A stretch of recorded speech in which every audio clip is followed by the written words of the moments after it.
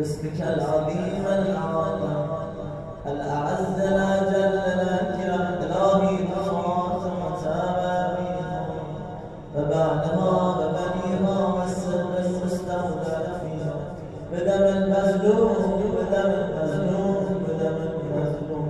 اللهم عجل لوليك الفرج.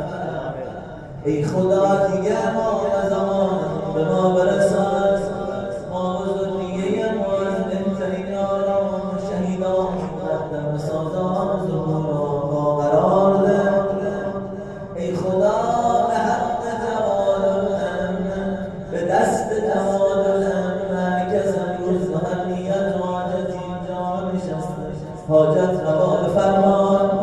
همه مرزان موردی نازن سفارش شده ها روحی و جسمی مریضان کرونایی از همه اهلشین همین امروز شفا عنایت فرمان.